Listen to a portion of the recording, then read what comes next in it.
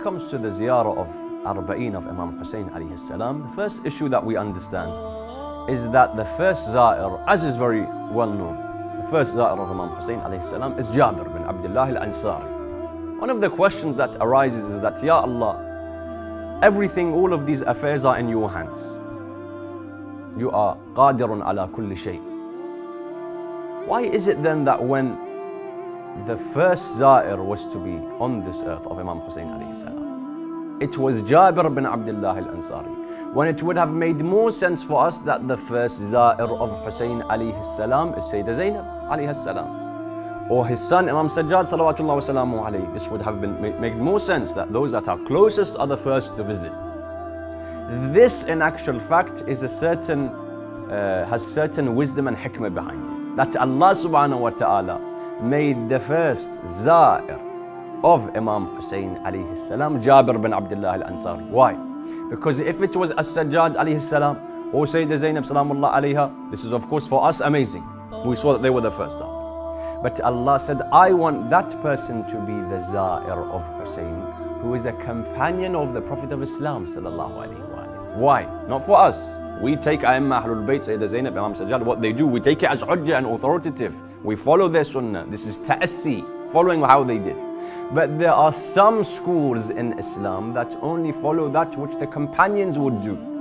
So Allah said, I made the first za'ir of Hussein a companion of the Prophet of Islam and all of those A'immah, so that even those that don't accept the hujjiyya and authoritativeness of Ahlul Bayt, even they would realize that visiting Hussein alayhi salam is something that even the companions of Rasulullah would do and visit. So to make this a sunnah even in those who don't follow Ahlul Bayt alayhi salam, Allah subhanahu wa ta'ala made the first za'ir of Hussein salamullah alayhi, Jabir bin Abdullah al-Ansari. As we understand with this ziyarah of Arba'een, As-Sadiq salawatullahi wa salamu alayhi speaks about how the mercy of Allah subhanahu wa ta'ala goes on those individuals whose tears would flow for Imam Hussein salamullah alayhi, and speaks about the way in which the sun would scorch their faces whilst they would be going towards Imam Hussein alayhi salam. What we find today is that millions of pilgrims every single year walk towards the grave of Hussein alayhi salam. Some may ask the question, we understand ziyarah of Hussein, this is clear and we have so many narrations, but we didn't understand this issue of walking. Is this something which is part of the sunnah of A'immah alayhimus salam? Do we have narrations? The first thing we understand is that the narrations from the Prophet of Islam sallallahu alayhi wa alayhi say, أَفْذَلُ الْأَعْمَالِ أَحْمَزُهَا. The best of actions is that which was the most difficult for me to perform. And so we have, and we are told that when the Prophet of Islam sallallahu alayhi wa alayhi had two ways of performing a certain thing, he would choose the hardest. What do I mean? I want to pray salah.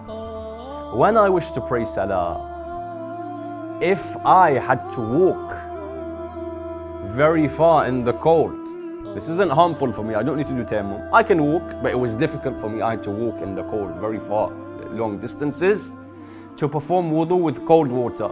Then I came back and prayed my salah.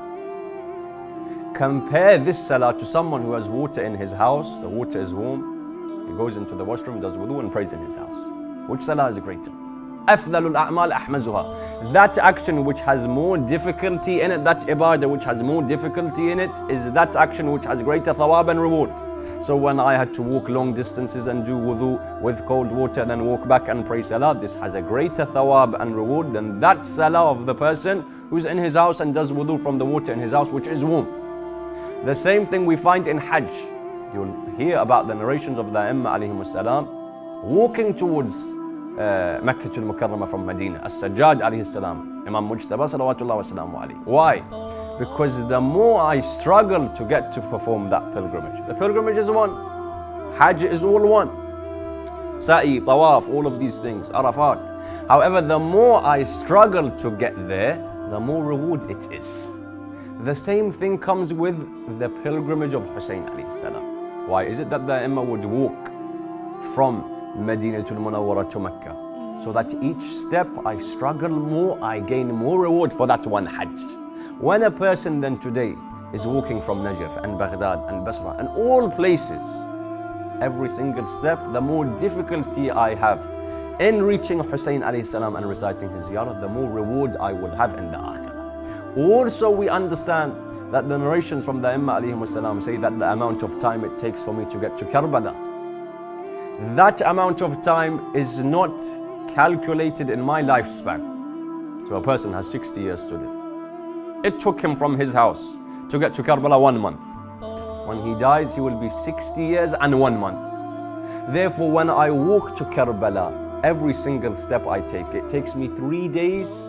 Those 3 days are not part of my lifespan. Allah says, I don't count those 3 days for those who are walking towards Imam Hussein alayhi salam. So we find this in Shari'atul Muqaddasa, that the more I struggle to get towards Hussein alayhi salam, in the way that the Imam would struggle with their actions, with these a'mal and ibadat, the greater reward Allah subhanahu wa ta'ala gives to the worshipper and the mu'min.